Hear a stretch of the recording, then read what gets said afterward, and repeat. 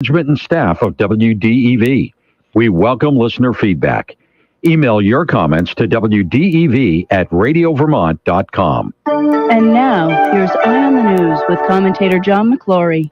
The administration's Future of Agriculture report says that the new initiatives it proposes to produce a healthy, diverse, and resilient agricultural ecosystem will require $31 million in early grant funds, plus $59 million more over 5 years to supply a long list of services to dairy farmers. From where? That awkward question is not recognized. This is not to suggest that all these proposed programs are worthless. Far from it. A renewed strategic brand initiative to promote premium prices for Vermont-made products should be well worth the requested $250,000 expenditure. Strengthening the current use program to protect operating farms from development-driven property tax burdens is well worth doing. But the great bulk of the spending, often described as investment, is built on the model of the concerned government doing all sorts of things to keep an economically imperiled sector of the economy afloat. Crucial fact in U.S. dairy policy is that America's dairy sector is producing more milk than America's consumers want. Last year's 2.6 billion pounds is, despite population growth, the same as national milk production in 2012 and 10% below the record high level in 2017. Even after federal government efforts to buy up surplus milk to sustain higher prices, the price many farmers get in many years is below their cost of production. This issue isn't even discussed, probably because there's not a lot the state can do about it. More on this tomorrow. This is John McClory. Thanks for listening. For your next celebration, head to Stowe Beverage at the Gale Farm Center on the Mountain Road in Stowe. See their huge selection of beers and wines. Questions about beers? Just ask. They have the biggest microbrewery selection in Central Vermont. Find all the sales on selected wines and beers. They're a state liquor store, too, and have the biggest selection around. Stowe Beverage and State Liquor Store at the Gale Farm Center on the Mountain Road in Stowe. Ask the experts at Stowe Beverage. They're here to help. Randolph Winter Festival invites you to play in the snow Saturday, February 26th from 1 to 6 at Forest Hill in Randolph. Young and old can enjoy a day of snow tubing, bobsled racing, sleigh rides, snow sculpting, and fat bike rides. The day is capped off with a fireworks display. Grab your hat and mittens and head to Forest Hill in Randolph Saturday from 1 to 6 for Randolph Winter Festival. This message is brought to you by Baldock Metal Recycling and Storage Containers in Middlesex. The Brady Farkas Show is produced and funded by WDEV and the Radio Vermont Group. We welcome listener feedback. Email your comments to wdev@radiovermont.com. The teams you care about. When you think about the Patriots' needs this offseason, look for one trait: explosiveness. The stories that matter to you. I'm not convinced that Ben Shungu, that he's not the League Player of the Year. This is your home for New England sports. Bobby Dahlbeck playing third base this year? Now that is interesting. This is the Brady Farkas Show on WDEV AM, FM, and WDEVradio.com. What's up, everybody? Welcome in again on a Thursday. It's the Brady Farkas Show on WDEV AM and FM and WDEVradio.com. Today's a different day. In light of world events, today is a different day. And I promise you, I'll talk sports. That's my job. That's why all of you are here. But I also want to just share for a moment how I'm feeling today.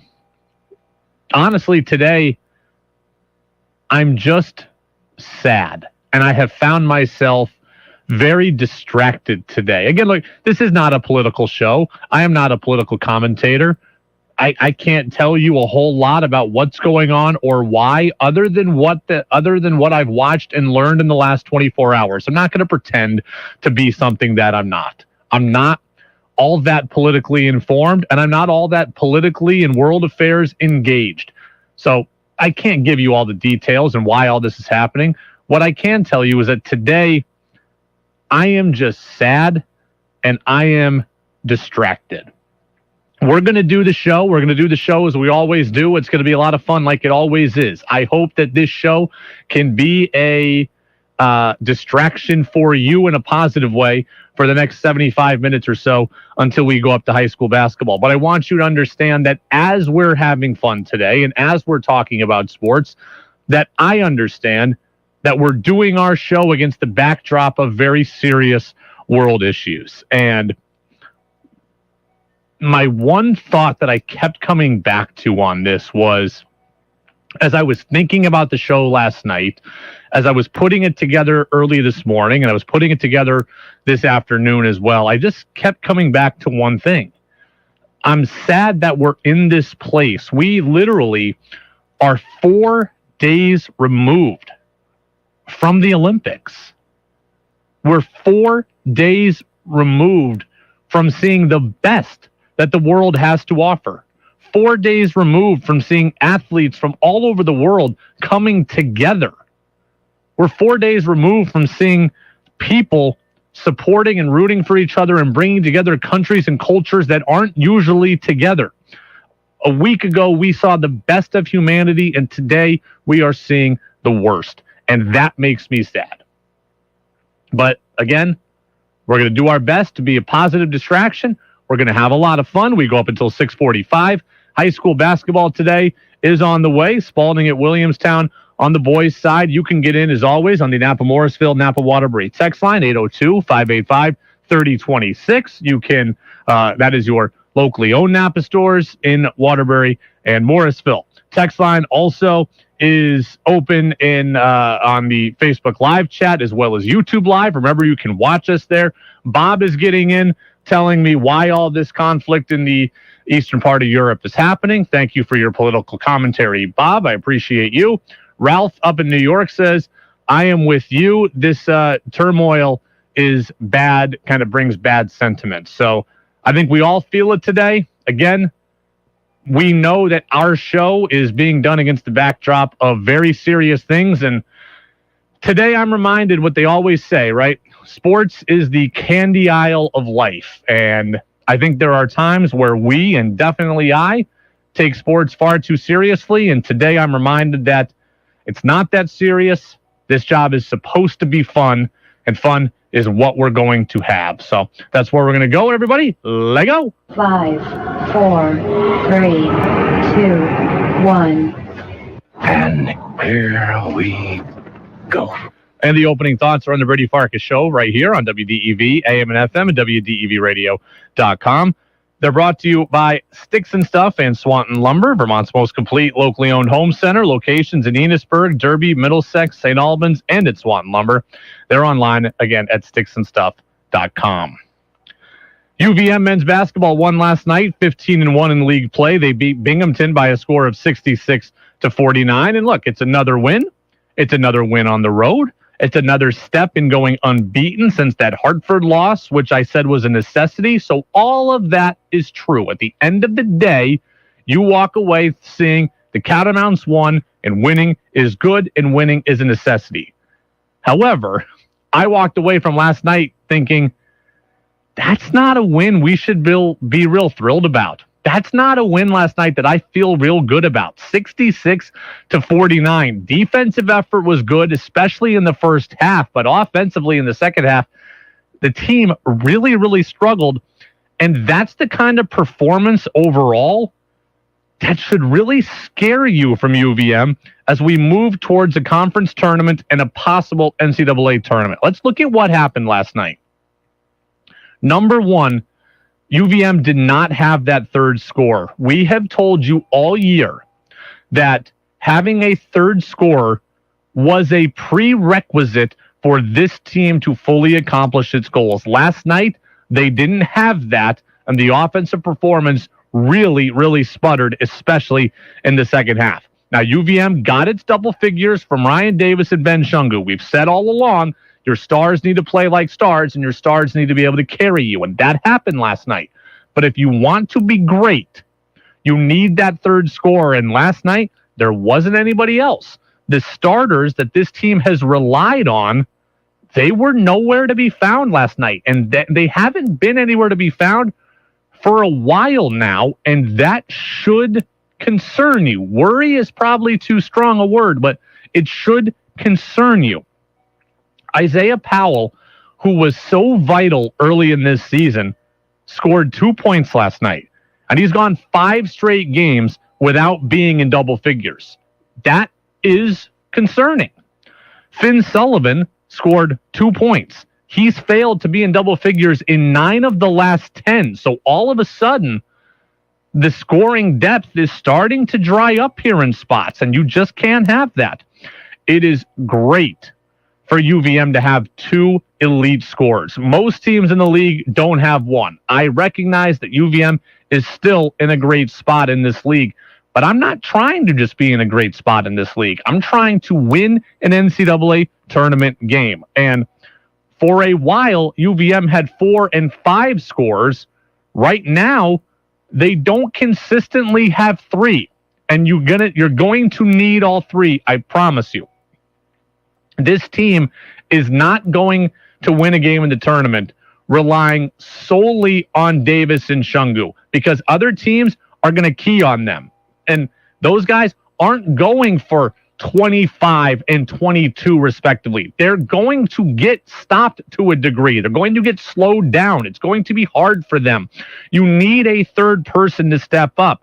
And on any given day, it's been Powell, it's been Sullivan, it's been Deloney. And right now, yesterday, it was nobody. And that should concern you. So you need that third score, and that didn't happen. And then 2, another reason you shouldn't feel so great about last night is UVM was horrific from 3-point range. Now, I don't want the team to be completely dependent on the 3, but you've got to have it in your back pocket. And especially if you're going to win in March, you've got to be able to shoot well. And last night, UVM was 5 of 24 from 3. You need to be able to shoot upper 30s, 40%. And last night, they were under 25%. That cannot happen. That can't happen. You're not beating a 4 seed or a 3 seed or a 2 seed if you're shooting 5 for 24 from 3. UVM had stretches this year where they're at 8 threes, 10 threes, 12 threes.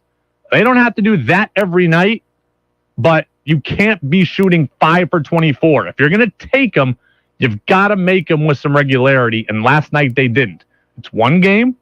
I don't want to get all doom and gloom. They won the game. They're the number 1 seed in the conference. They were up big at halftime, so maybe they just coasted in the second half, and that was that. But as I'm looking for this team to play its best basketball at the end of the year, last night's second half bothered me.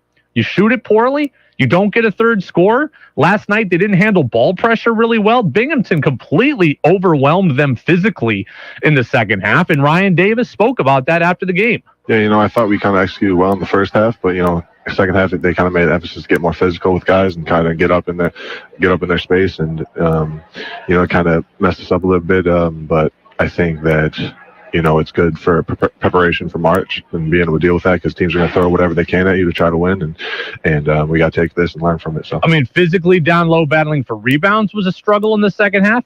Physicality, again, ball pressure was a struggle in the second half. I saw there was one play specifically where Deloney had his pocket picked and just completely got overwhelmed with the guy right in his shorts, and that's something that can't happen. You can't have that happen. If you're going to win your conference title, and you're going to win maybe an NCAA tournament game, you can't be overwhelmed physically. So they get the win. They get a win on the road. I understand all of that. You might not be walking away from it feeling as bad as I am, but last night when I watched it, and I watched the whole last 15 minutes of that game when I got home, and I was like, this doesn't look like UVM. First half, they were up 37-17. That looked like UVM. What I watched live didn't look like the team that we've seen here for the better part of 2 months plus, or a month and a half here in conference play. So, but UVM did get the win. They're back at home, 2 regular season games to play. They're going to play UMass Lowell, 4 o'clock on Saturday. That game time was moved, remember, to accommodate women's hockey in their playoff game for the Hockey East tournament. So 4 o'clock Saturday, Patrick Jim, Catamounts, and UMass Lowell. So certainly you want to be there, certainly want to watch the game. It's the final regular season home game of the year. I can't wait to talk with Coach Brennan next week, because It's going to be very interesting. And UVM has faced this scenario before. Their playoff matchup for the first round is set. They're going to see Maine in the first round of the playoffs.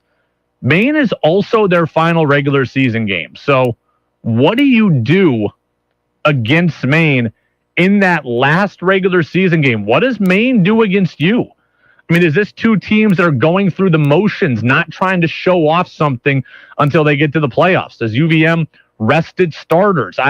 That will be very interesting, and we'll talk about it with Coach Brennan next Tuesday. But we do have to get through this Saturday game against UMass Lowell. It's the Brady Farkas Show on WDEV, AM and FM, and WDEVradio.com. Major League Baseball players and owners meeting presently in Florida. The news yesterday wasn't good. We don't know what the news today is yet, but Buster Olney of ESPN is going to give us his take on everything. That's next on DEV. Northfield Savings Bank is proud to sponsor WDEV at 90. Whether you're a builder, a maker, or a doer, at Northfield Savings Bank, we are proud to be the bank for Vermonters and Vermont businesses. Find out more about us at nsbvt.com. Member FDIC, Equal Housing Lender.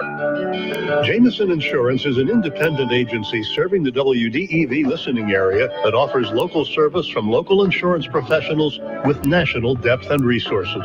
Whether it's home, auto, or business insurance, Jameson's seeks solutions to coverage and pricing questions for you from dozens of coverage sources. When you get a proposal from Jameson, you know that they've done their homework, and you have peace of mind. Reach out to them at jamesonins.com. That dinner was delicious. What's next? I'm thinking just the check.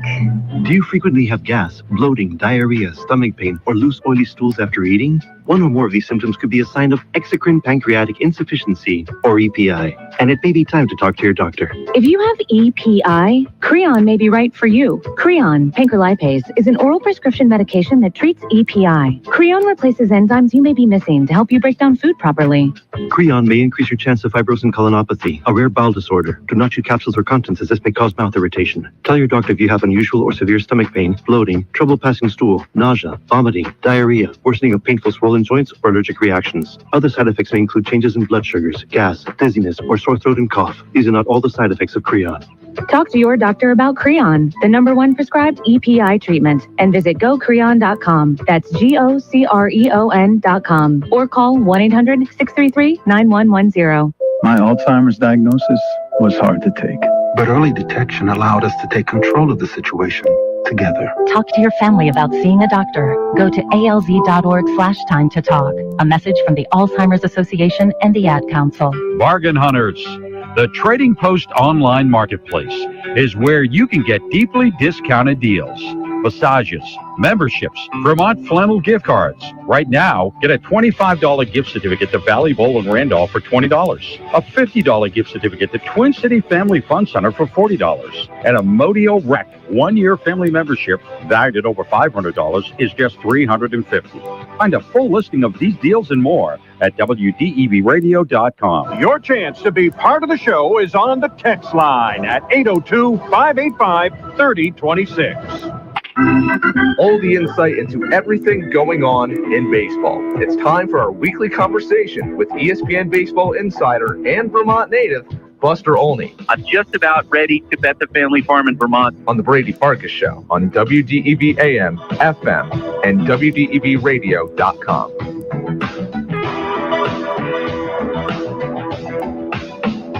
Welcome back in, Brady Farkas Show right here on WDEV, AM and FM, and WDEVradio.com. It is a different Thursday today, but we're certainly doing our best to lighten your mood. So let's go out to the phone line as we do every single Thursday with our ESPN MLB insider and Randolph Center, Vermont native, Buster Olney. Buster, how are you?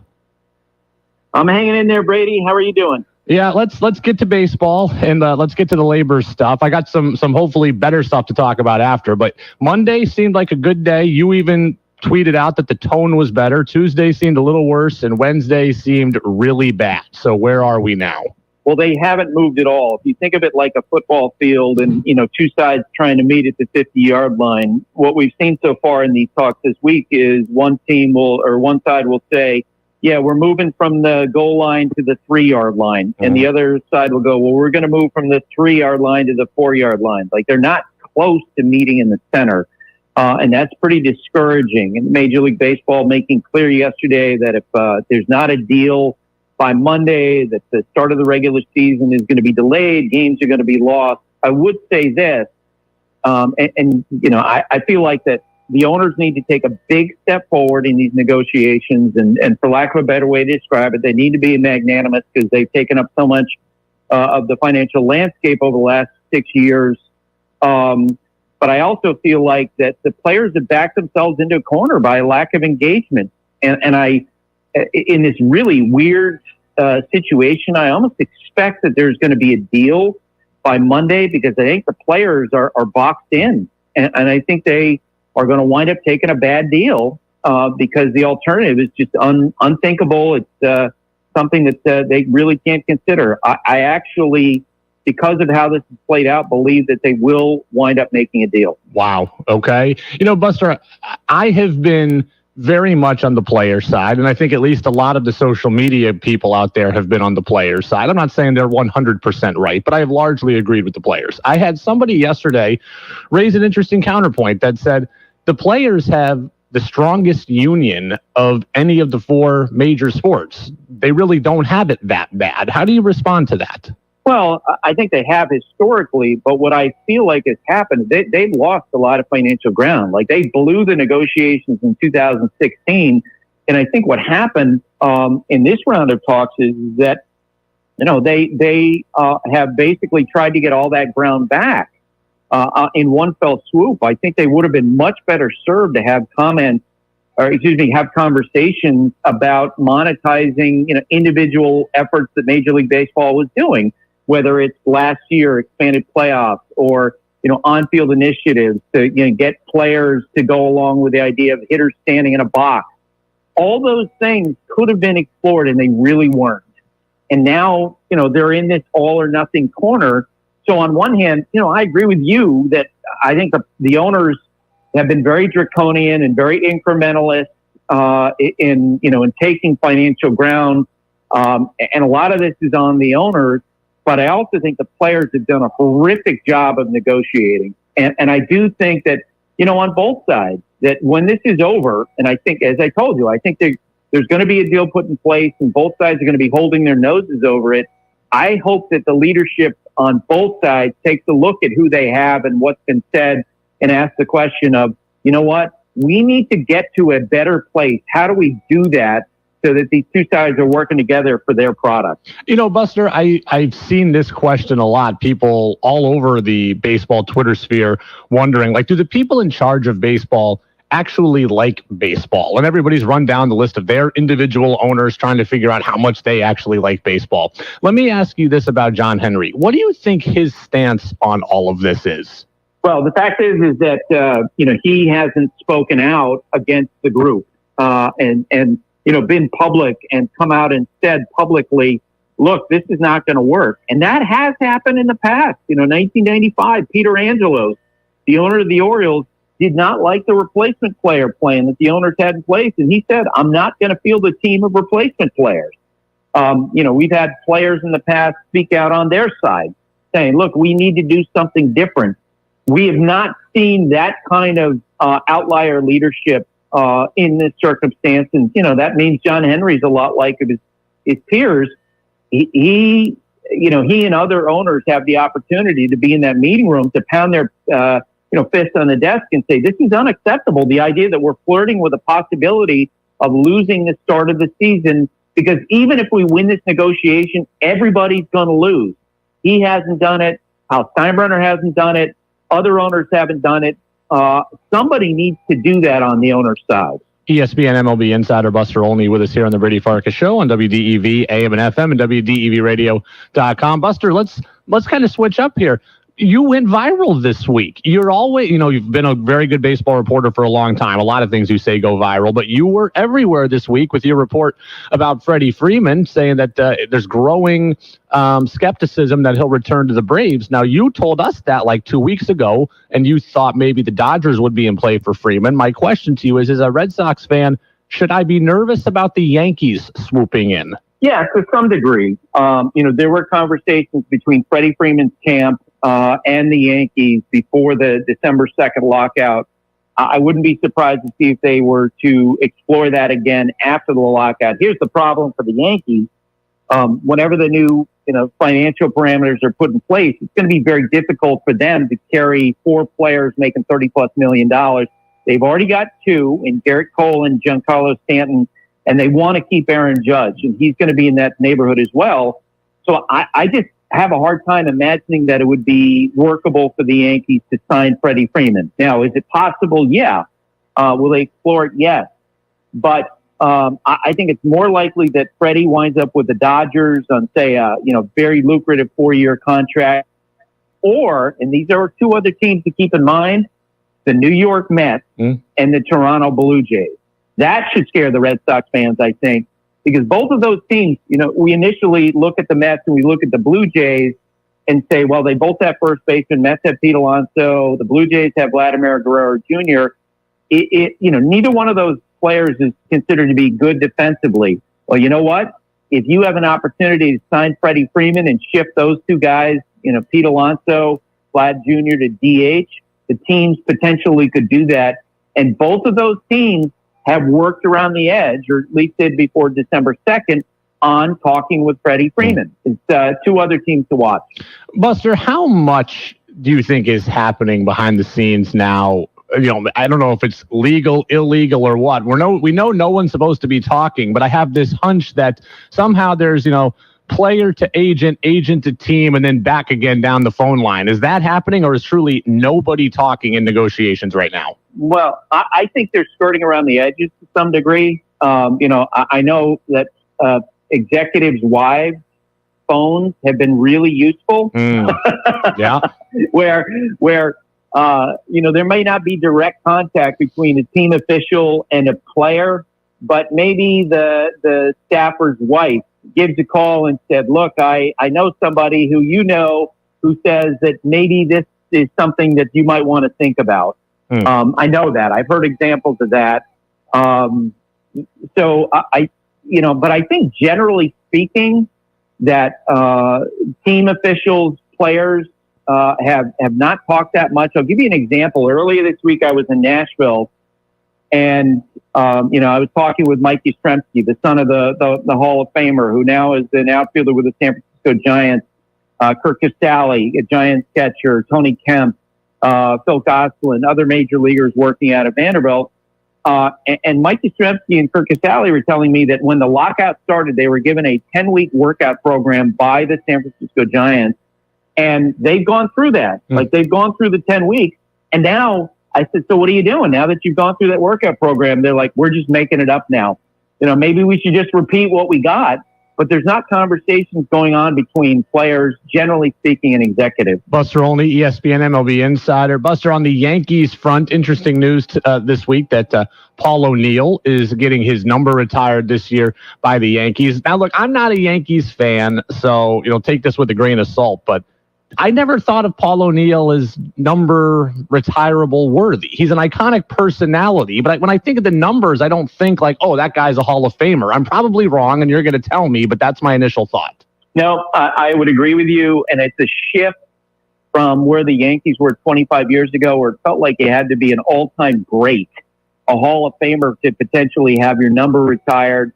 But I think that the bar is generally being lowered, throughout the sport. You and I have talked about the Hall of Fame and what it takes to get in there. That is definitely downshifted.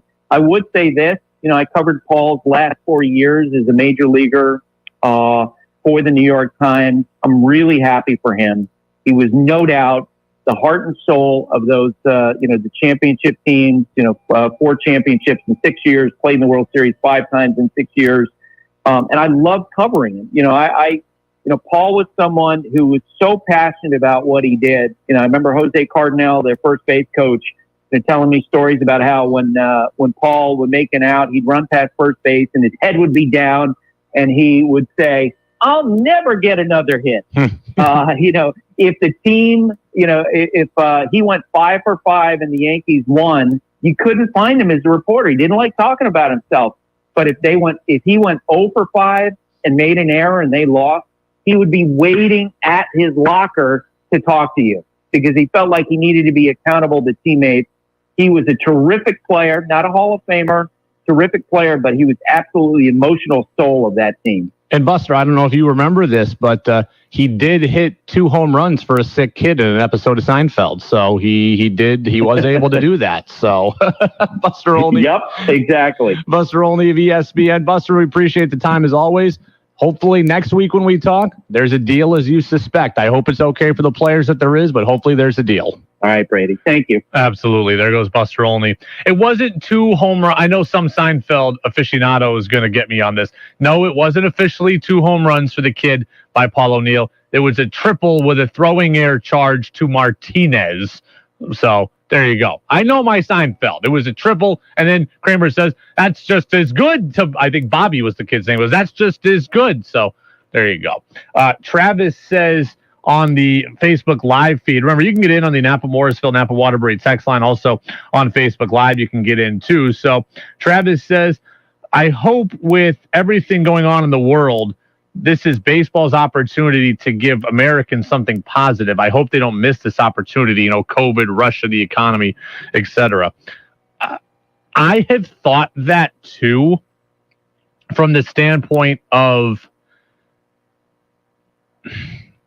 it seems futile to be fighting over this much money when there's this much bad going on in the world. But remember, look, we did this in 2020. When COVID was at not its worst, but at its most unknown, Major League Baseball and the owners, they fought over everything and how to get the season started. The 60-game season, the one we want to forget because of how bad the Red Sox were, there was a fight that went on then. Baseball had a chance to play probably 40 more games than they did to give us all something to be happy about, and they chose not to do it then. It's been bad for a while.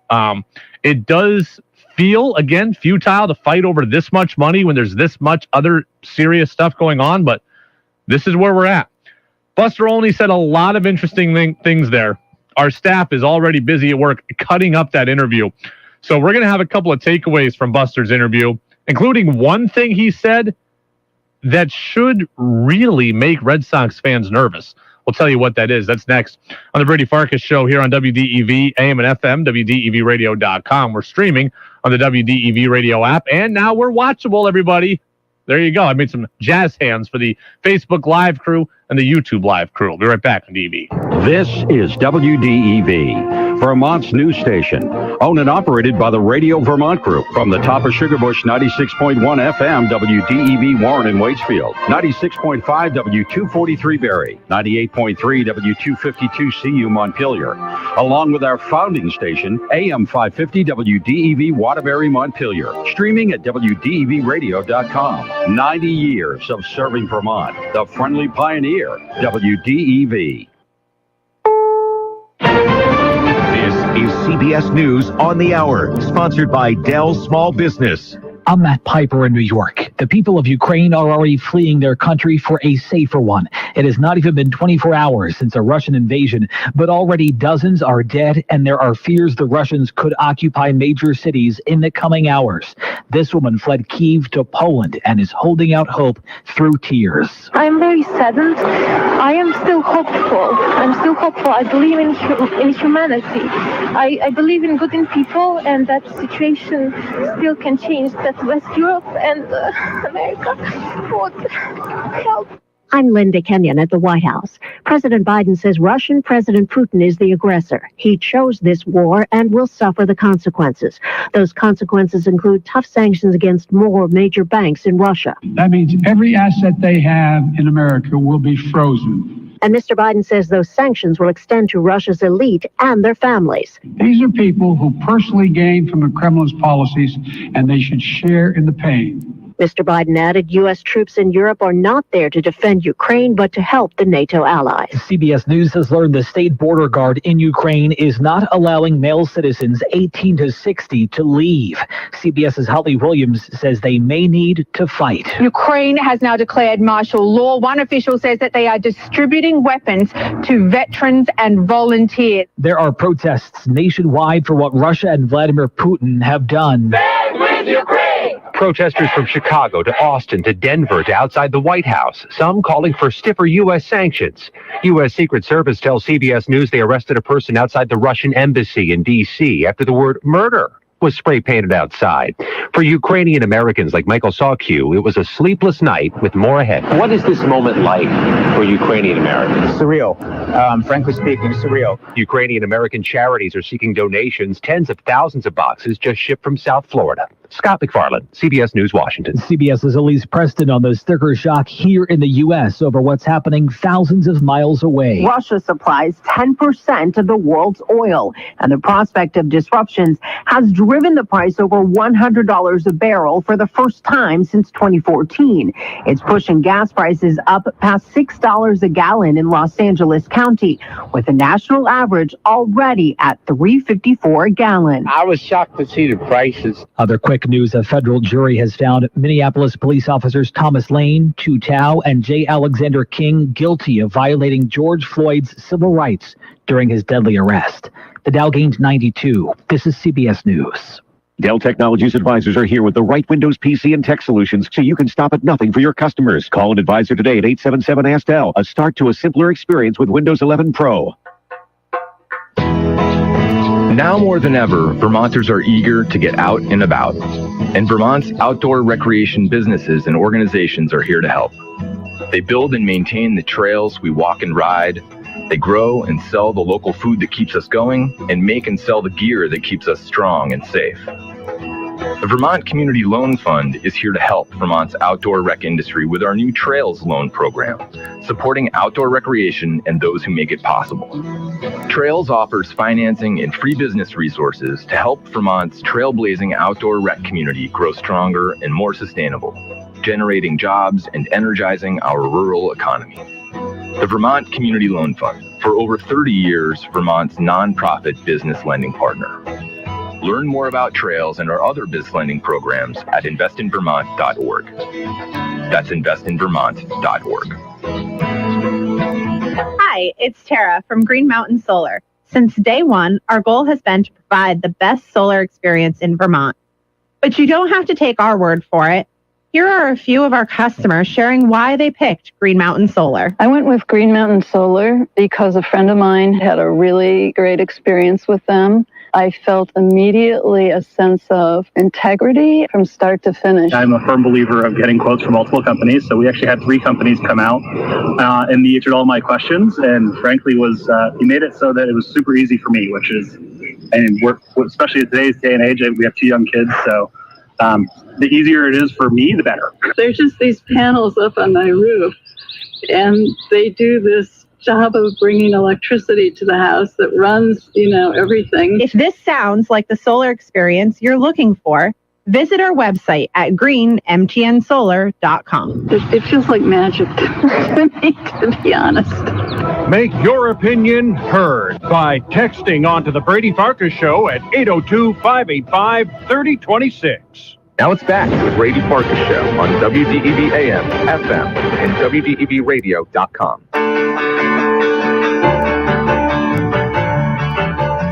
Welcome back in, Brady Farkas Show, WDEV AM and FM, WDEVradio.com. Also, you can watch us Facebook Live, YouTube Live as well. Just search on those platforms for the WDEV page. So you can also get in on the Napa Morrisville, Napa Waterbury text line. That's 802-585-3026. When the show is over, remember to go over to Apple Podcasts and Spotify and check out the full show podcast. A lot of different places for you to follow us now, and I know it can be confusing. So that's why I'm trying to make sure I tell you every single day all the different places you can find us. The radio is always going to be numero uno. We're in radio. We love radio.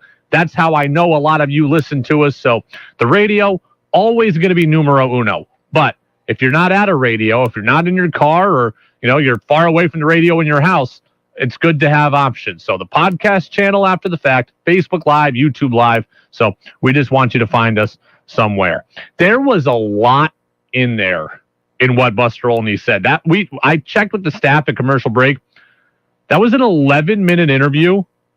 Buster said like 7 things that are incredibly noteworthy. So let's just kind of go bit by bit here. We've narrowed it down to 3. We're not going to give you all 7. So we've narrowed it down to 3 things that Buster said that are very, very noteworthy. Here's what Buster said. The number one thing that should jump out at you. In this really weird situation, I almost expect that there's going to be a deal by Monday because I think the players are boxed in. And I think they are going to wind up taking a bad deal because the alternative is just unthinkable. It's something that they really can't consider. To Buster's point, the negotiations have just ended for today. Another day of nothing. Another day of no real progress. Incremental conversations, nothing really happening. I think Buster's right. The players are getting more and more boxed in by the day. And I'll get to that in a second. Let me just go to Buster's big point. He thinks the players are going to end up taking a deal. So Buster thinks that by Monday, we're going to have a deal. He doesn't think it'll be a good deal for the players, but he thinks there will be a deal. And I'll say this. That would still be great for the fans, right? At the end of the day, we're all fans. We all want baseball when baseball is supposed to be played. I don't know that many people care how we get there. They just want the sport to be back and played when it's supposed to be played and played in its entirety. So from a fan's perspective, I think a lot of people would be happy if we just got the deal done and if we just played baseball. And I'm not a hypocrite. I love baseball. I'd be very happy if we got a deal done as well. But I really don't want the players to get railroaded. I really don't want the players to get completely run over again. And I understand that the baseball players union, it is the strongest of any league's union. And there's not a salary cap, and a lot of players, or there are some players that make an ungodly amount of money. Baseball players certainly aren't all impoverished, but I am on the player's side here. I am an employee. I've been in employee places for 10 years. I've been an employee at places where I've been screwed by management. I've been screwed by my company before. Not here. This is a great place to work. So my bosses who are listening, I'm not talking about you, but the places that I've worked before this, I have been screwed by. And I don't, as an employee, I don't want to see other employees screwed. And make no mistake, even if you don't feel bad for baseball players because they generally live good qualities of lives, understand that the Major League Baseball owners are trying to screw them. They're not going to get screwed in the way that you or I get screwed, from places. But the Major League owners are trying to screw them. And as an employee, I don't like seeing other employees get screwed. I remember back my very first job in radio. I got hired at a time when minimum wage was different. I made $8.50 an hour, I think. $8.50 an hour was my first job in radio. And all I could do was work 29 hours a week, right? That's part-time. You could only work 29 hours a week. So I worked 40 hours a week because I wanted to prove myself and I wanted to work hard. And of course I couldn't get paid for that. And I would sometimes be told to work more and I wasn't able to put down 29 hours a week, or I could only put down 29 hours a week. So my employer was actively taking advantage of me. And then I got a raise eventually years later to $12 an hour. And they would never make me full time. It was ridiculous. So I was getting screwed by my employer left and right. I don't want to see other employees get screwed. And baseball is trying to screw its players. And that doesn't sit well with me. I'd be very happy if a deal got done by Monday. But I don't want to see the players' union completely decimated and completely railroad. Because, look, the Major League Baseball owners, they want to repress overall earnings. They want to repress minor leaguers' earnings. They want to, in some cases, they were talking about cutting minor league jobs. They want to cut the sport out from under itself in some spots. They cut 40 teams last year at the minor league level for the sake of just saving $1 million. The owners, they're not the good guys in this. You may think the players are a bunch of money-hungry, selfish people. Trust me, the owners are worse. Your Vermont Lake Monsters got cut to save $1 million. $1 million in the whole, and pro baseball has been removed from this community. The owners are not the good guys. Don't fall into that trap. You don't have to play the violin for all the players, but the owners are not the side, the owners are not in a good spot here. They're not good in all of this. The number two thing that Buster said, well, first, hold on, let's check the text line. Napa Morrisville, Napa Waterbury text line 802-585-3026. Anthony says going to take owners giving up a lot more over the next few days for players to agree. If you want to know just how far apart the owners and the players are, here's what Jeff Passan of ESPN said late yesterday. Right now, between the sides, there is a difference of $140,000 a year on the minimum salary. There's a difference of $95 million on pre-arbitration bonus pool. There's a difference of 3 draft picks in terms of the lottery. And maybe biggest of all, there's a difference of $31 million with the competitive balance tax. There's a lot there. We're far apart. And nobody seems to want to make the first move. Buster thinks that the players are going to be backed into a corner. The players, they are not in a good spot here. Because think about what's going to happen. Major league players do not get paid unless they don't get paid until the regular season. Players don't get paid in spring training. Players get paid in the regular season. So most of the union doesn't make a ton of money, right? 65% of the league makes under $1 million. By the time you throw in taxes and agent fees and all that, players really aren't taking home that much per season. Still more than you and me, but they're not taking home that much per season, most of them. So the longer we go without a season, the longer these players go without a paycheck. And eventually, they're going to crack. And now Major League Baseball has said yesterday, every day that you miss, or every game that we miss, we're not making up. We're not. So if you want to miss 100 games, miss 100 games. You're not going to get paid for any of them. So we're not going to come to a deal and just give you all the back pay from money from games missed. That's not going to happen. So now you're going to have players that don't make a bunch of money that are going to miss out on even more money. That is a problem. So Buster says the union recognizes we don't get paid until we play games, and now we're not going to make up games to get our full paycheck. Buster might be right. They may be forced into a deal that's not all that great. The owners have the ability to wait out the players. The owners have the ability to wait out the players. Buster might be right. Players might end up taking a deal, and I'll be happy that there's baseball if they do, but I don't want to see the players completely railroaded, and Buster's telling you that that's exactly what might happen. All right, let's get to number 2 here. As Red Sox fans, we absolutely 100% should be disappointed in John Henry. Red Sox owner John Henry is someone we should be disappointed in. I can't say we should hate him. I can't sit here and tell you that he's the devil. He's, at the end of the day, just one of 30 owners that are a part of this thing. But he hasn't shown any desire to be a part of the solution, and that bothers me. I asked Buster, how should we feel about John Henry? Here's what he said. Well, the fact is that he hasn't spoken out against the group and been public and come out and said publicly, look, this is not going to work. He is complicit then. John Henry, the owner of the Red Sox, is complicit in what is happening here. I am disappointed in him. I am disappointed by him. And I would hope that he would want to be part of the solution.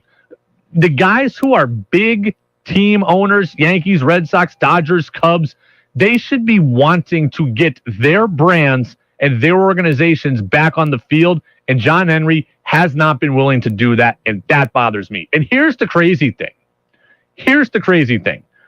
John Henry actually would benefit by moving closer to what the players want. John Henry and the Red Sox would benefit by moving closer to what the players want. Instead, he's staying entrenched with his other owners? Listen to what Tom Caron of Nesson told me yesterday. It's a great question. And, there were reports over the weekend that John Henry and Hal Steinbrenner were going to be part of this. I haven't seen them in Florida as part of this yet. Somebody told me a while back, I think I've told you this before, that those are two guys they thought could get this done. Because in a lot of ways, the big market owners are aligned with some of what the players want. They want to hire CBT. They want to give up. They want to be willing to pay more. Think about that. The biggest sticking point in this is that competitive balance tax, okay? And Jeff Passan, he kind of summed it up perfectly yesterday. I'll paraphrase him here. Competitive balance tax, that's a threshold that if you spend over that, you get punished. Only 2 teams spent over that last year. So that is basically acting as a salary cap. Teams do not want to go over that. The Red Sox would benefit immensely from raising the competitive balance tax. Players want it raised because they want teams to spend more and they get paid more. The Red Sox would benefit from that as well. The Red Sox would be able to flex their financial muscle easier. Right now, the competitive balance tax is $214 million. The Red Sox can't have, another really nice thing because they don't want to go over that. If it got raised to 230, they could. 240, they could. John Henry should be closer in line with what the players want because it benefits him and his team, and he's still choosing not to say anything. That just rubs me the wrong way. He's sticking with the owners. Why? Because it's the good old boys club? Get out, be public, talk about this, and get everybody to the table. You actually benefit from moving closer to the 50-yard line here.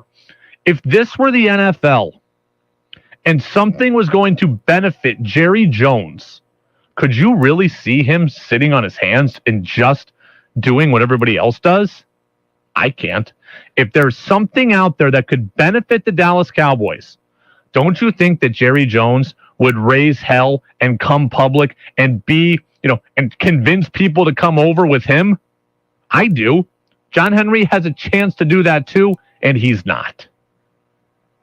Instead, he's just one of the guys. Instead of trying to get this thing better, he's complicit and he just wants to sit on his hands. That frustrates me too. All right, let's get to the last thing that Buster said that was very interesting. And this is actually on a baseball perspective. Buster's been telling us for a while now that there's growing sentiment that Freddie Freeman may not re-sign with the Braves. So I've naturally been worried about Freddie Freeman signing with the Yankees. Buster says the Dodgers might be the leader in the clubhouse. He said the Yankees, okay, maybe. But he actually said there's something else that Red Sox fans should fear more. The New York Mets and the Toronto Blue Jays. That should scare the Red Sox fans, I think, because both of those teams, we initially look at the Mets and we look at the Blue Jays and say, well, they both have first baseman. Mets have Pete Alonso. The Blue Jays have Vladimir Guerrero Jr.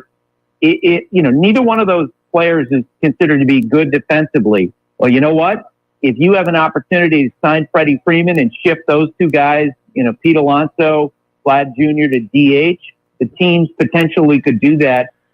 I was always afraid of Freddie Freeman signing with the Yankees. I hadn't even considered the Blue Jays, and that is absolutely terrifying to me as a Red Sox guy.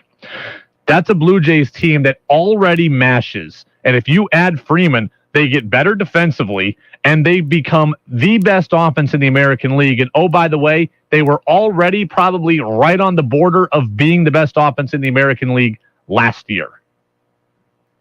If you add Freddie Freeman, the Blue Jays instantly become a favorite in the American League. Vlad Jr., Freddie Freeman, Kevin Biggio, Dante Bichette Jr., or Bo Bichette, rather. That's an elite offense who now has, Jose Barrios locked up for a full season. They did lose Robbie Ray. I understand that, but bullpen should be better. I would very much fear the Blue Jays. I already do.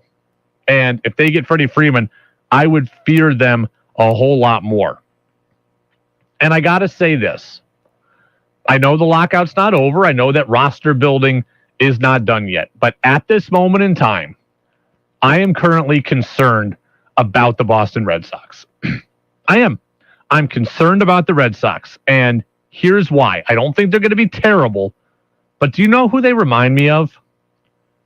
They remind me of the Cincinnati Bengals. The Red Sox from last year remind me of the Bengals from this year. Do we really think that the Bengals team that got to the Super Bowl was really the best team in the AFC this year? Probably not, right? But what did they do? They exploited a lot of good fortune, and they ran with that. That's what the Red Sox did last year, and that good fortune isn't repeatable.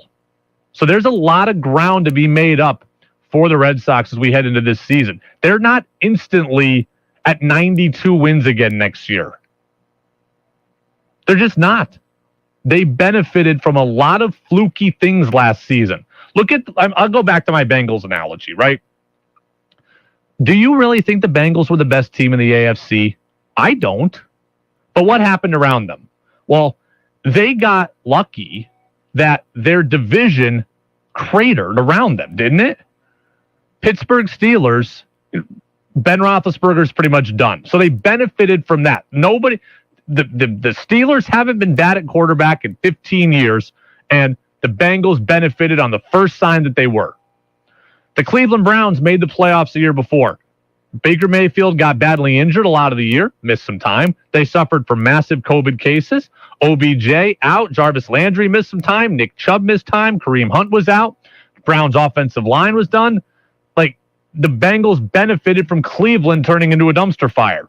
And Lamar Jackson missed multiple games for Baltimore. And then John Harbaugh went for two a couple of times and didn't get it. And the Bengals were able to amass a lead in the standings as a result of Baltimore's failures. So the Bengals benefited from their division turning into a clown show. And then, so that helps them win the division. And then in the playoffs, Buffalo and Kansas City end up playing each other. So one of them is no longer in their way. Do you really think that that Cincy could beat both Buffalo and Kansas City? I don't. One of them, they obviously could. Both, probably not. That was the Red Sox to a degree last year, right? Think about it. Yankees dealt with COVID, dealt with a ton of injuries. Red Sox capitalized on it. Blue Jays had 3 homes last season and still nearly caught the Red Sox. The Blue Jays went through massive turmoil, massive chaos, and they still almost had the same record as the Red Sox. The Red Sox, they had the COVID outbreak at the end of the year, so they were fighting to hold on at the end. But they amassed a big lead by benefiting on others' misfortune. The White Sox are better than the Red Sox. Massive amount of injuries. I think that the Bengals are a good comp for the Red Sox. They're good. There's a lot of work to be done to be great. They're not just easily penciled in for the ALCS next year. They're not penciled in. The Bengals aren't for the AFC Championship game. They're just not. It's not necessarily repeatable. So I do look at the Red Sox and say there's a lot of things that need to be done. They need another starter. When this thing ends, they need another starter. Rich Hill and Michael Wacha and an injured James Paxton who's out until June, they're not cutting it for me. Sale, Evaldi, Pivetta, fine. We like Houck, fine. But they need another bullpen arm. They need to figure out what's up with Matt Barnes. They need another starter. They need to figure out what's up with Schwarber, or are they going to trade Dahlbeck, or what? There's a lot of things to do. They're not just penciled in and grandfathered in to the ALCS. So, yes, I'm a little nervous. I'm a little nervous at this point. Bob says, Brady, they almost beat the Rams in the Super Bowl, even with bad officiating at the end. A pretty good team. They are pretty good. But let me ask you this honestly, Bob. If the Browns are better, and if Baltimore doesn't miss Lamar Jackson for multiple games, do the Cincinnati Bengals, do they win the division? I don't know. I don't know. Because if the Cincinnati Bengals finish with 9 wins and finish third in their division, do they even get to the playoffs? Cleveland has a better roster than them, had a better roster. Baltimore, even though Cincy won twice, if Lamar Jackson's playing and Baltimore beats who they're supposed to beat throughout the rest of the year, I don't know that Cincy wins the division and even has a chance to get to the Super Bowl. I'm not telling you Cincy's not good. They are good. But Buffalo and Kansas City, we could easily see being great next year. Cincy, we're not sure about. At least I'm not. All right, 802-585-3026. We get a text in, Napa Morrisville, Napa Waterbury text line. Red Sox are not going to pay the cost for everything they need. If the competitive balance tax was higher, they just might. But as of now, the competitive balance tax is not being really moved up, and spending wants to be suppressed. So the Red Sox should hope that the CBT goes up, because right now, look, sales taking up so much money that we wonder, hey, are they going to spend big again? Like, sales kind of holding them back at this point money-wise. Well, I'd like them to sign Devers. If the CBT was higher, they could sign Devers free of penalty. If the CBT was higher, they could bring back Bogarts without penalty. But no, John Henry won't speak up when he should be. It's the Brady Farkas Show on WDEV, AM and FM, and WDEVradio.com. High school basketball is coming up here about 6:45. We're going to get to who's saying what on the other side of the commercial break. But I've been telling you that Ben Shungu is the America East Player of the Year for a couple of weeks now. Last night, he had a moment that solidified it to me. I'll tell you what that is. That's next on DEV. Hi, it's Tara from Green Mountain Solar. Since day one, our goal has been to provide the best solar experience in Vermont. But you don't have to take our word for it. Here are a few of our customers sharing why they picked Green Mountain Solar. I went with Green Mountain Solar because a friend of mine had a really great experience with them. I felt immediately a sense of integrity from start to finish. I'm a firm believer of getting quotes from multiple companies. So we actually had 3 companies come out and he answered all my questions, and frankly he made it so that it was super easy for me, which is, and we're, especially in today's day and age, we have 2 young kids. So the easier it is for me, the better. There's just these panels up on my roof, and they do this job of bringing electricity to the house that runs, everything. If this sounds like the solar experience you're looking for, visit our website at greenmtnsolar.com. It feels like magic to me, to be honest. That dinner was delicious. What's next? I'm thinking just the check. Do you frequently have gas, bloating, diarrhea, stomach pain, or loose oily stools after eating? One or more of these symptoms could be a sign of exocrine pancreatic insufficiency, or EPI, and it may be time to talk to your doctor. If you have EPI, Creon may be right for you. Creon, pancrelipase, is an oral prescription medication that treats EPI. Creon replaces enzymes you may be missing to help you break down food properly. Creon may increase your chance of fibrosis colonopathy, a rare bowel disorder. Do not chew capsules or contents, as this may cause mouth irritation. Tell your doctor if you have unusual or severe stomach pain, bloating, trouble passing stool, nausea, vomiting, diarrhea, worsening of painful swollen joints, or allergic reactions. Other side effects may include changes in blood sugars, gas, dizziness, or sore throat and cough. These are not all the side effects of Creon.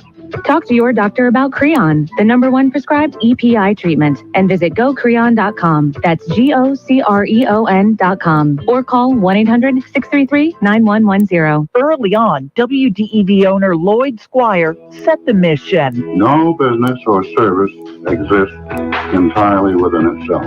It must be a part of the area in which it lives, not just as a member of the community, but as a contributor to the life of that area.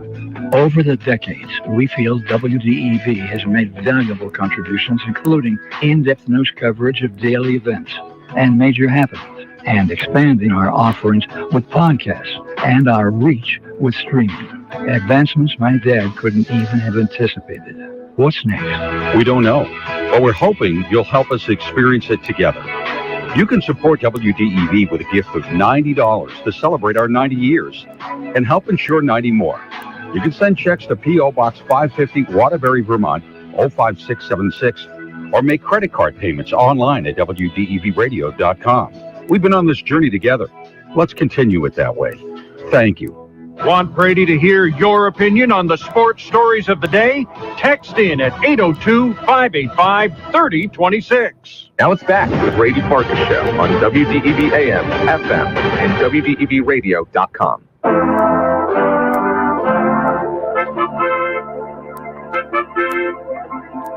Welcome back in. Brady Farkas Show right here on WDEV, AM and FM, and WDEVradio.com. High school basketball coming up 15 minutes from now. Boys hoops between Williamstown and Spalding. That game will be played at Williamstown. It is on the boys' side, final week of the regular season. The show brought to you in part by Pro Driver Training. That's Pro Driver Training, Vermont's premier truck driver training school. They're online at prodrivercdl.com. Locations in Enosburg and in Milton. They can help you create the next step in your career with their Class A CDL help, Class B CDL help, passenger and advanced skills training as well. So, again, prodrivercdl.com.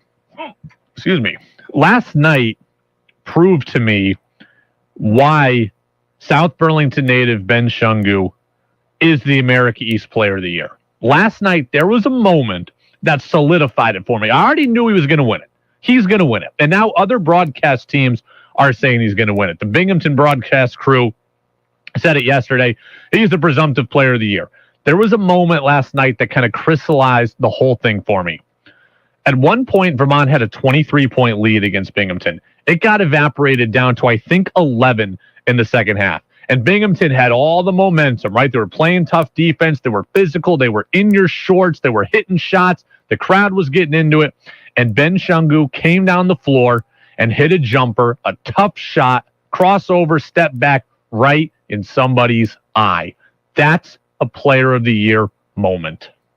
When you're on the road and the momentum's going against you and the other team has nothing to lose and they've gone on a run and you come and silence the crowd with a tough shot right in somebody's face. That's a Player of the Year moment. And then for good measure, he came down again the next time and just bodied somebody up down low, used his strength and hit another one. And all of a sudden it's a 15-point lead. And then UVM was able to relax. That is a Player of the Year. Right there. That's a Player of the Year. I've known it statistically for 2 weeks now that he's going to win the award. Last night you saw it just right in front of your eyes. Like, that's a go-to moment. He finished with 16. He didn't have as many points as Ryan Davis, but he had the go-to moment when the game's not directly on the line. The ball was in his hands, though. When everything's going to hell, the ball was in his hands, and he made the play. And then he made another one, and UVM was able to win the game. That was an exclamation point to me. I know if you were watching at home, you're like, okay, they're up 11. It's not that big a deal. It was a big deal to me. They needed it. He delivered. And I thought it was really, really cool. And I feel bad at times. I don't want to make it sound like I'm rooting for Benny, so therefore I'm pushing down Davis. I'm not doing that. At least I'm not trying to. But there is an added attachment to the Ben Shungu story because he's here. He's one of us. He's a Vermonter. He started his career. He's from Rice, South Burlington native, played on the courts that a lot of you have played at around the state. Player of the Year in this state. It's always nice to see the hometown kid done good. And he's not just done good, he's done great. Player of the Year, Ben Shungu, 100%. No doubt about it. 802-585-3026. We're going to get you out to high school basketball here in a momentarily. Let's see here. Getting a update right now. Let's see. Okay, so we got about 4 minutes left in the game, the JV game, but they are doing senior night, so I think we're actually going to be on here a little later than 6:45, so good news there. Now let's get a chance to get in who's saying what. Whoa. What did he say? Mac Jones? Good Lord. Mel Kiper's got to slow down on this. Mac Jones ain't going to work, folks. It's not going to work. He's got to come to terms with it. It's not going to work. They really said that? Every damn thing is politics and race, and I'm losing my mind over it.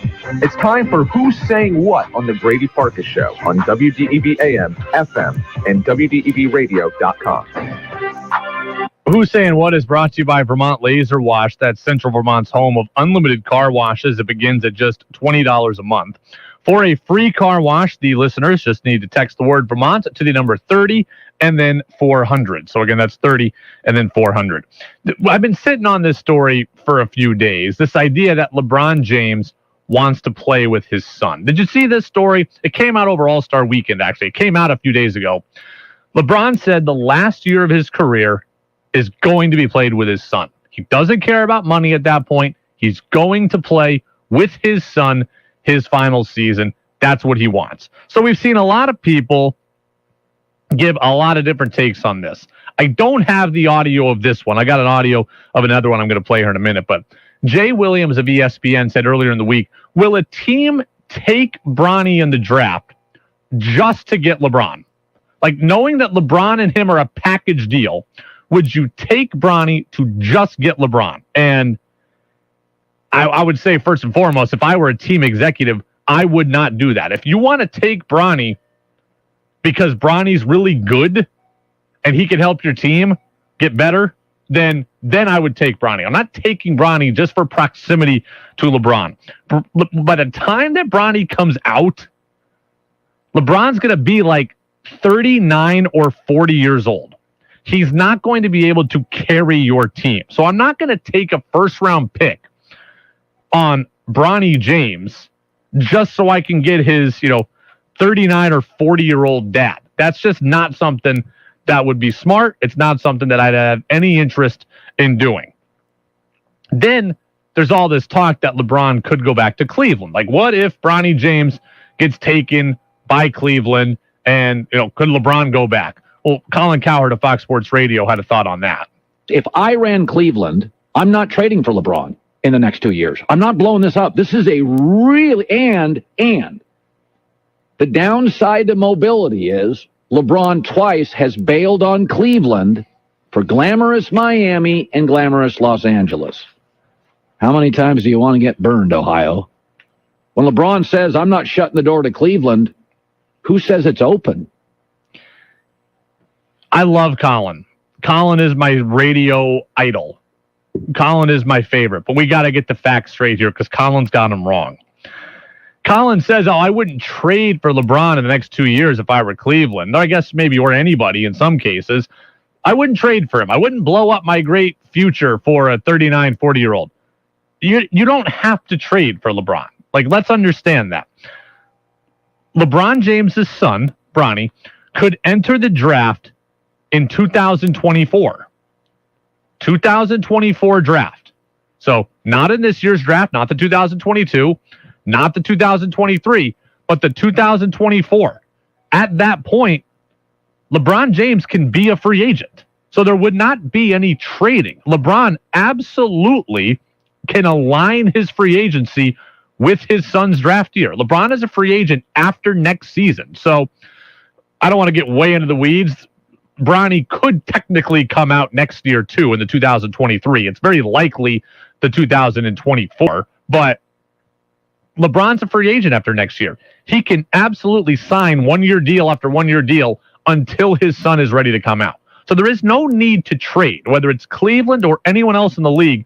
LeBron will be a free agent and can align himself with his son's draft year. So I'm not even interested in that discussion because that discussion is factually wrong.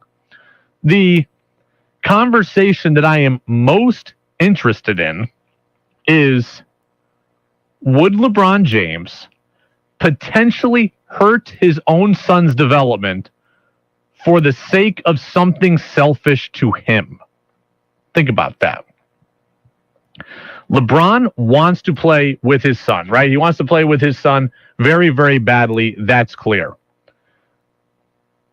But what if his son needs 2 to 3 years of college seasoning? What if that's what's best for his son? Maybe staying in school longer is best for the kid. But would LeBron have him come out of college when he's not ready just for the sake of saying they played together? It's clearly, and I don't know how the kid feels about it, so I'm not going to act, that I'm an authority on this, but LeBron wants to play with his kid very badly. It's very, very important to him. Would he have his son come out before he's ready just to make it happen? Because that would be selfish on LeBron's case. On LeBron's side, that would be selfish. Hey, it might not be best for you, but it's something that I've wanted. I think that is a far more interesting discussion. And then 2, does Bronny James want to play with his dad? That's something that we have to know. Would Bronny view it as the honor and the privilege and the great moment that LeBron sees it as? Or would he be like, Dad, I want my own career. I want to make my own teammates, and I want to forge my own way in this league. Now, Ken Griffey Jr. and Ken Griffey Sr., they loved it, and it worked for them. I don't know how Bronny James would feel about it.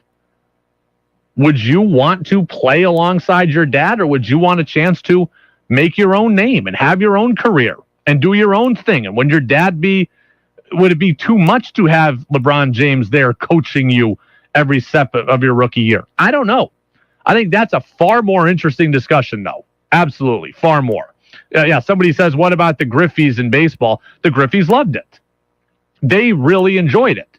Now, Ken Griffey Jr. was also the number one pick in the draft. Bronny James is not going to be the number one pick. Maybe people in Seattle with Griffey, it was looked at differently because Griffey was so transformational. Bronny is set to be, good. And as of now, good. Very good. But not number one pick good. Not the second coming good like Griffey was. I'm not sure. I don't know where we're at with that. So it is the Brady Farkas Show on WDEV, AM and FM, and WDEVradio.com. Somebody says on the text line, again, 802-585-3026, a team would definitely take Bronny just to get LeBron. The PR revenue alone from LeBron's last season would make having them worth it from an ownership perspective. That is a good point. If you have LeBron's last dance, LeBron's swan song, that would be incredibly valuable to your organization, right? You'd sell tickets, you'd get media attention, you'd get media clippings, you'd make a boatload of money. So that is very, very true. There would be something very valuable. But I am not going out of my way to take the kid just to get the 40-year-old dad. The 40-year-old dad has to be able to help me. 40-year-old, because otherwise, think about this. If LeBron James is shot, and I don't know that he's going to be, there's no indication he's going to be shot, but if LeBron James is shot at 40 years old, and really at that point is a guy who deserves to play 14 minutes a night, well, now how much pressure are you under to start him, play him a lot, justify all that money you're being given, all those tickets that you're selling? Now are you actually hurting the team? If LeBron's not able to help you in a really, really meaningful way, are you setting your franchise back? Because now you're forced into playing somebody that shouldn't be playing or shouldn't be playing as much, but you're forced to because you've committed to this. You've benefited so much from it. You now owe it to the fans. I don't know exactly what the situation is going to be, but it is an interesting perspective to examine. It's the Brady Farkas Show on WDEV, AM and FM, and WDEVradio.com. Oh, there was one bit of good news today out of Major League Baseball. I don't know if you saw this. So on the non-labor negotiation front, there was one bit of good news.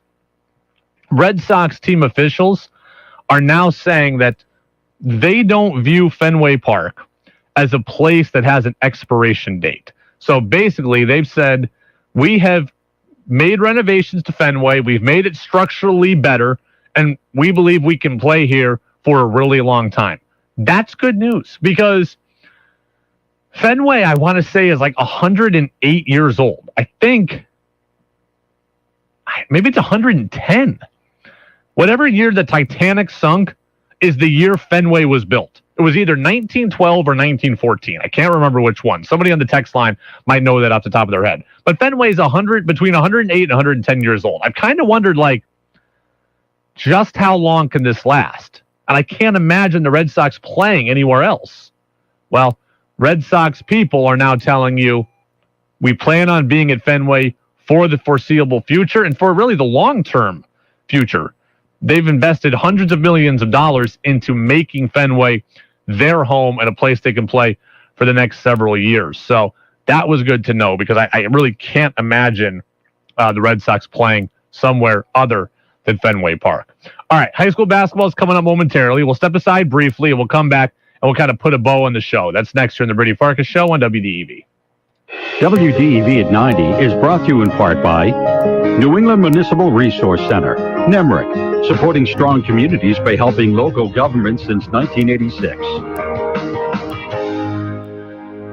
Folks, with inventory issues still affecting dealers across our industry, at Lamoille Valley Ford, we have found the solution for getting you into a new vehicle. Tell them, kid. Thanks, Dan. At Lamoille Valley Ford, we're ready for retail. That's right. We are ready to retail order your new Ford today at Lamoille Valley Ford. With our high-volume sales history, there's no better dealership to custom order your new Ford car, truck, or SUV. We are prioritizing your personalized vehicle and doing whatever we can to expedite delivery so you don't have to wait any longer than you have to. And get this, when you retail order from Lamoille Valley Ford, we will discount your order an additional $1,000. Combine that with huge Ford discounts and incentives, you can take up to $6,000 off a retail ordered F-150. That's huge. Need a vehicle today? No worries. At Lamoille Valley Ford, we have by far Vermont's largest selection of new Fords, including over 150 F-Series trucks in stock and incoming. Woo! So drive Route 14, 15, or 16 to Lamoille Valley Ford in Hardwick and save big during our Ready for Retail sales event. Fall and winter is flu season. It takes about 2 weeks after getting a flu vaccine for your body to develop antibodies that protect against flu.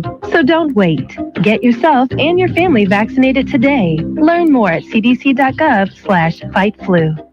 The Brady Farkas Show now has an interactive text line, so reach out now at 802-585-3026. Now it's back to the Brady Farkas Show on WDEV AM, FM, and WDEVradio.com.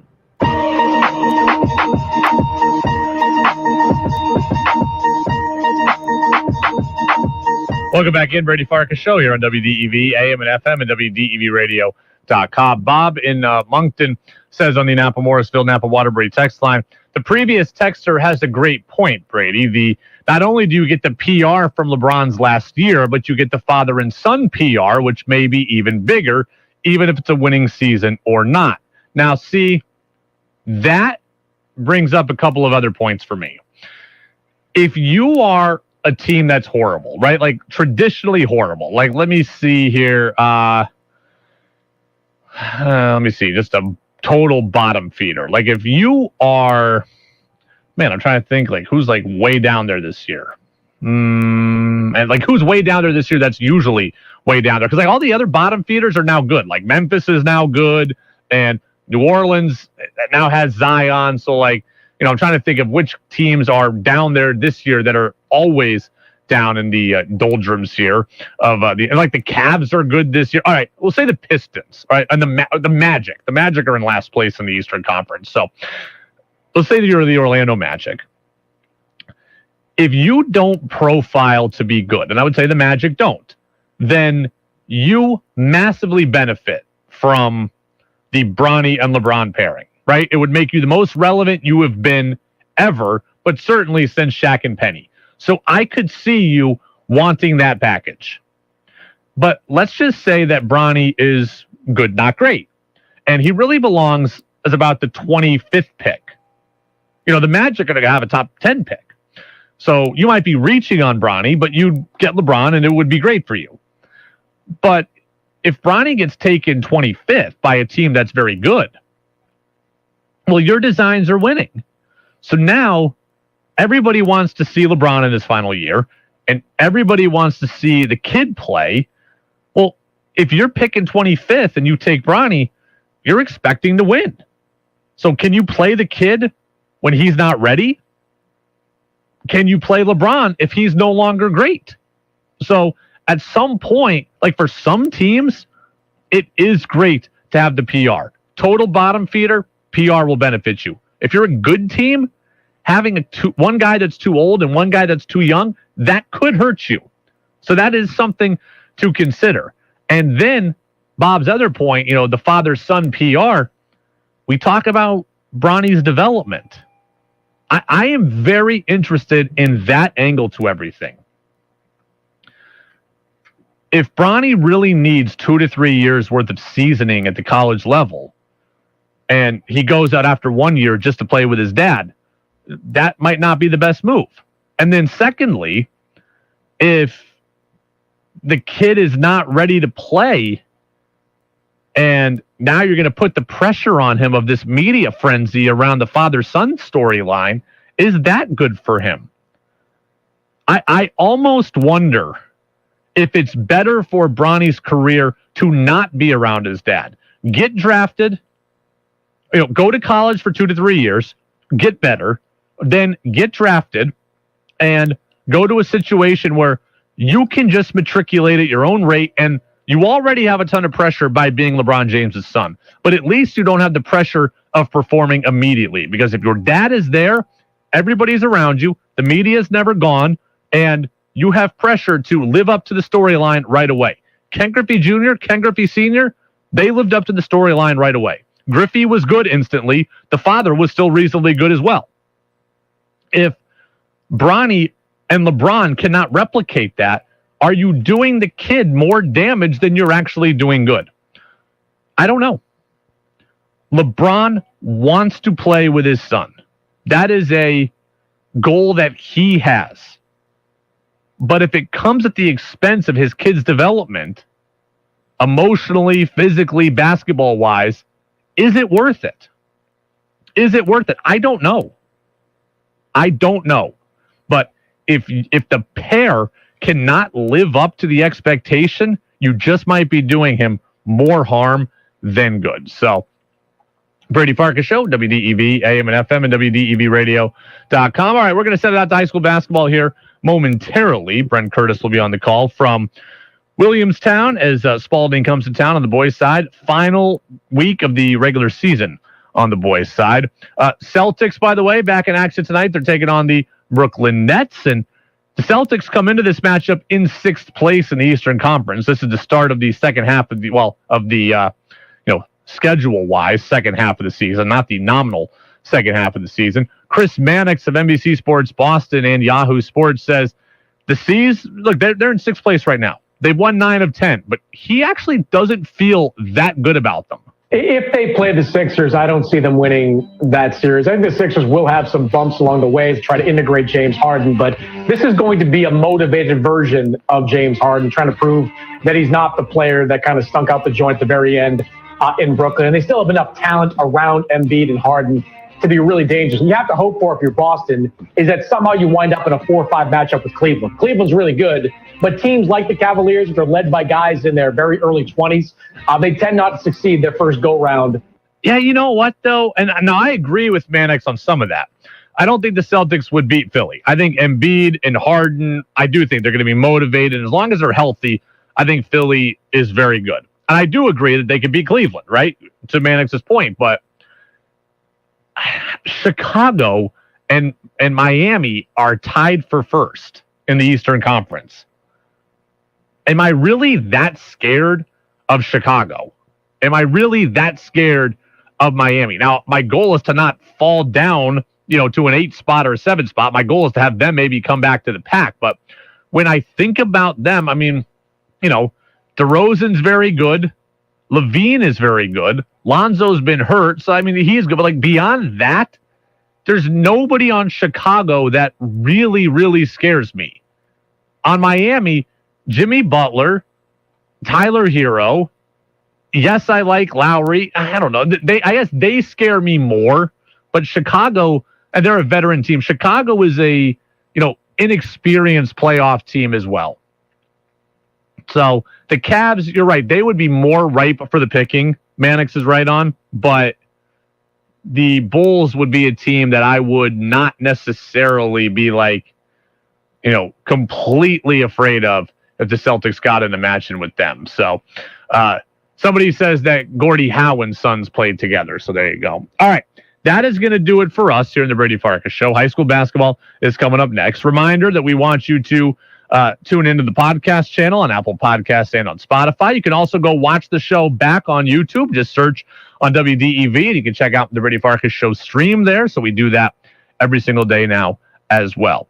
Brent Curtis will be sitting courtside for you. Again, final week of the regular season here on WDEV, AM and FM, and WDEVradio.com. Spalding and Williamstown. We got boys games all around the state. We got one girls game tonight in play-down action in Division 1. We'll have the full recap of everything tomorrow on the afternoon news service. Remember, that snowstorm is coming. Everybody be safe out there, and we will see you again back here tomorrow. Thanks to everybody who got in on the text line, and I'm loving the YouTube live thing. Everybody on there, very, very good. So it's created a lot of engagement and a lot of interaction. All right, that will do it for me. Now I'm really out of here. So, tough day around the world.